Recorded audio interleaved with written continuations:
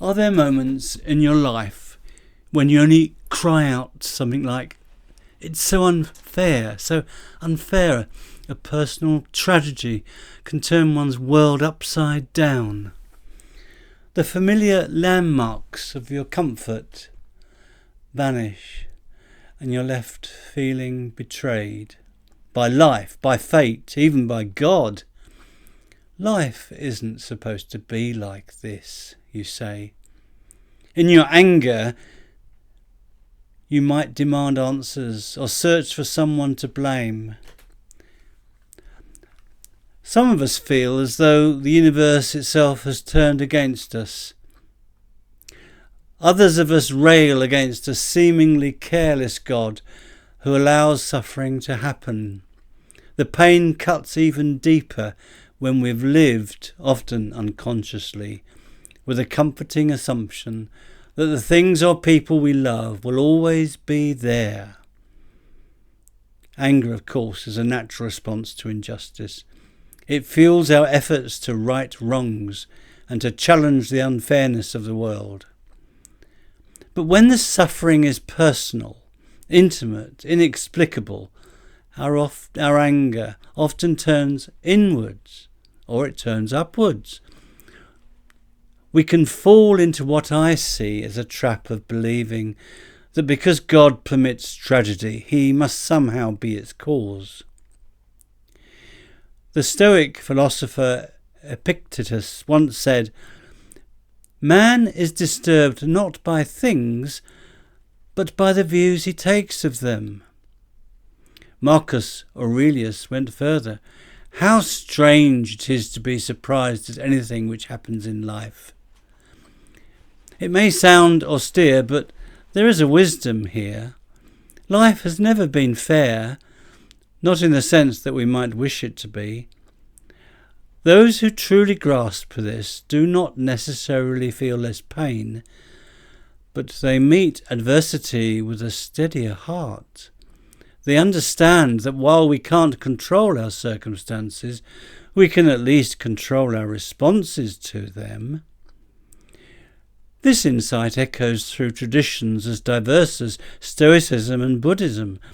The idea that peace of mind depends less on what happens to us and more on how we choose to meet it. Yet tragedy can do more than test us. It can also teach us. Pain strips away illusions. It reminds us, sometimes brutally, that the things of this world are fragile. And in doing so, it can reveal what endures: compassion, courage, and the quiet determination to help one another through. After all, no loss can destroy the spirit of kindness, the resolve to rebuild, or the human impulse to comfort the suffering. We see this every time goodness emerges from disaster, in the tireless work of rescue teams, in the vision of planners who prepare for future storms, in the generosity of strangers who give to those who've lost everything. These glimpses of love in action suggest that even in the darkest moments, something profoundly good continues to move us.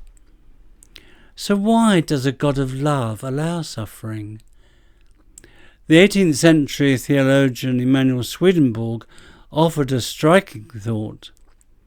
His idea was that suffering is not God's will, but rather the result of human freedom, of our desires, our blunders, our wrongdoing.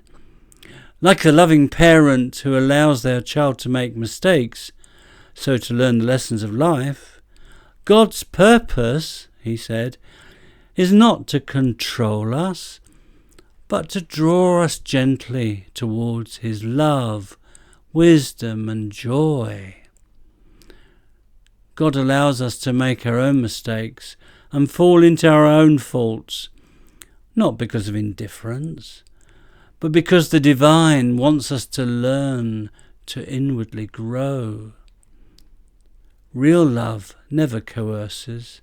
It guides, it supports, and it gives us the freedom to change. In this sense, Divine providence is not the iron hand of fate, but the quiet flow of goodness and purpose, working through even our pain, urging us to become more fully our potential selves. Its presence counterbalances the harmful tendencies in our minds, and we begin to recognize that life, though difficult, still holds meaning. Something shifts within us. We stop shouting at fate. We stop blaming God. We realize that if life is to be lived again, it is we who must change. However bleak the circumstances, we are never beyond renewal. As the saying goes, when the going gets tough, the tough get going. Perhaps faith, however we understand it, is simply the courage to keep going, to adapt, to love again, to find in each day a reason to begin anew.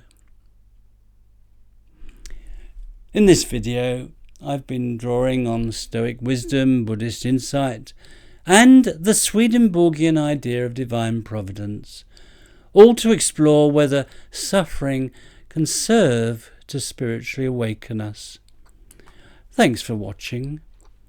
If you've been interested, why not give me a like and offer a comment? It does encourage YouTube to show this video to a wider audience. You may also want to click the link to Life is Not a Waste.